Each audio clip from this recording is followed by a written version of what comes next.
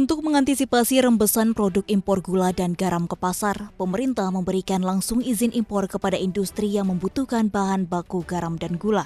Presiden Joko Widodo telah menyetujui dibukanya pintu impor garam untuk kebutuhan industri. Pelaku industri makanan diperbolehkan mengimpor langsung dengan rekomendasi dari Kementerian Perindustrian. Jokowi juga telah memberikan izin kepada pelaku industri pangan untuk mengimpor gula. Jokowi telah memberikan mandat kepada Menteri Perindustrian Agus Gumiwang Kartasosmita untuk mengawasi pergerakan impor garam dan gula industri. Jika terjadi pelanggaran, Kementerian Perindustrian akan memberi sanksi berupa pencabutan izin impor. Dengan kebijakan ini, diharapkan tidak ada lagi pihak perantara yang melakukan impor gula dan garam untuk industri.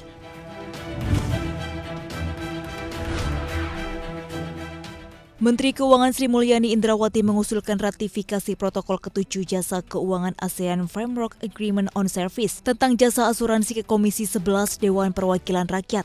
Melalui komitmen protokol ke-7 itu, Indonesia memberikan izin bagi investor ASEAN untuk membuka jasa asuransi umum baik konvensional maupun syariah. Namun, dengan batas kepemilikan asing sesuai peraturan yang berlaku yaitu 80%.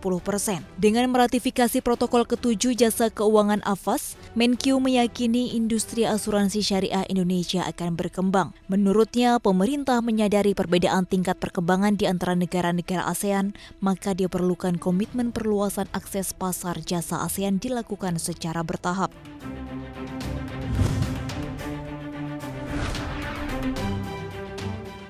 Berbagai jurus sedang digunakan holding badan usaha milik negara farmasi untuk memproduksi obat COVID-19. Kimia Farma saat ini sudah mampu memproduksi obat untuk penanganan COVID-19, yaitu Favipiravir yang dapat dipergunakan untuk terapi COVID-19. Kimia Farma dan anak usahanya, Papros, memproduksi beberapa obat untuk penanganan COVID-19.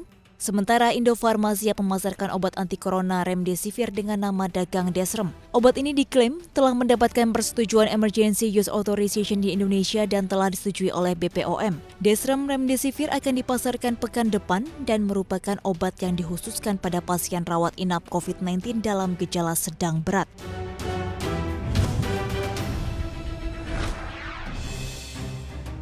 26.000 nasabah asuransi Wana Arta dengan perkiraan dana mencapai 3 triliun rupiah menuntut kejelasan polis pada Kejaksaan Agung. Nasabah asuransi yang tergabung dalam Forum Nasabah Wana Arta Life atau Forsawa Bersatu menuntut Kejagung segera membuka subrekening efek atau SRE yang diblokir. Forsawa turut meminta manajemen Wana Arta menjelaskan kepada Kejagung bahwa aset yang disita tidak ada hubungannya dengan Jiwasraya. Sementara Jampitsus Ali Mukartono menegaskan tidak pernah menyita uang nasabah Wana Arta, namun menyita reksadana milik tersangka Beni Cokro yang ada di Wana Arta. Ali menambahkan, pihaknya segera menyerahkan bukti gagal bayar Wana Arta yang berlangsung sejak Oktober 2019.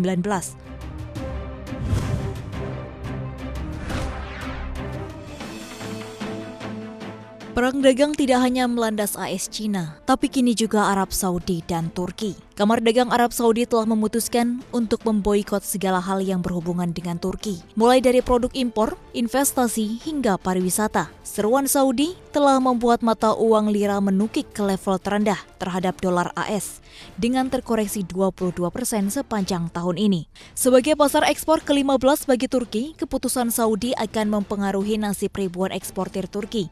Seruan boikot muncul setelah Presiden Turki Recep Tayyip Erdogan mengatakan beberapa negara Teluk menargetkan Turki dan menerapkan kebijakan yang membuat kawasan tidak stabil.